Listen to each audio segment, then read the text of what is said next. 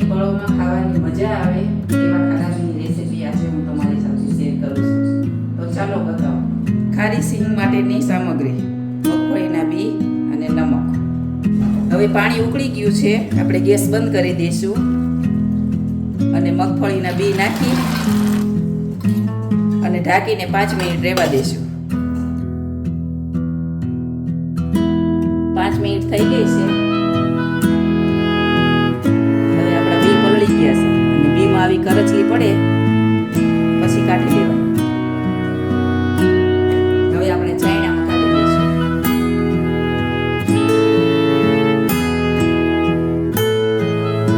હવે આનું બધું પાણી નીતરી જાય પછી આપણે સૂકવી દઈશું તડકામાં.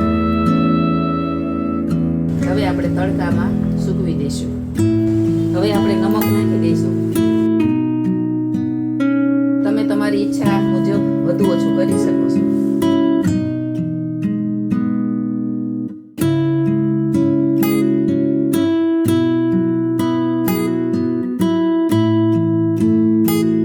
હવે આને 2-3 કલાક આપણે તડકામાં સૂકવવા દઈશું, પછી શેકશું.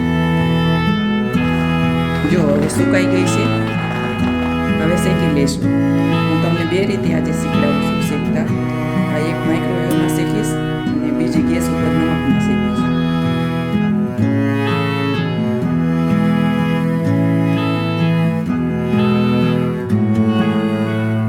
જો 2 મિનિટ માટે શેકવા મૂક્યા છે. હવે 2 મિનિટ પછી આપણે વધારી દઈશું.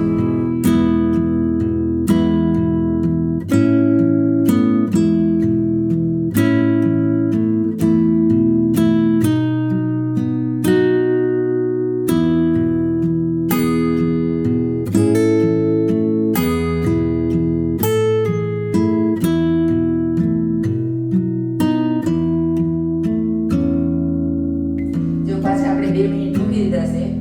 આ પ્રોસેસ 2 થી 3 વખત કરવાની છે હજી, પછી ખારાબી તૈયાર. જો 1 મિનિટ પહેલા નમક ગરમ કરવા મૂકી દીધું. હવે આપણું નમક ગરમ થઈ ગયું છે. હવે આપણે ખારાબી શેકી દઈશું.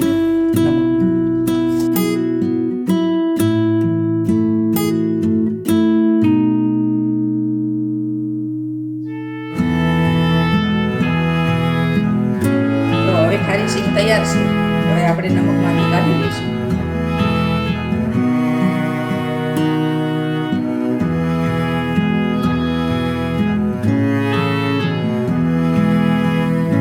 જુઓ, હવે ખારી સિંગ તૈયાર છે. આ માઇક્રોવેવની છે અને આ ગેસ ઉપર શેકી છે. જો કેવી શેકાણી સરસ. અને આ ગેસની બંને સરસ શેકાઈ ગઈ છે. જો ખારાબી તૈયાર છે. અમારે અહીંયા ખારાબી બોલે છે, બીજે બધે તો ખારી સિંગ બોલે છે. તો તમે પણ નવરાશની પળોમાં આ રેસીપી બનાવજો. અને જો અમારી રેસીપી ગમે તો બીજા જોડે શેર કરજો.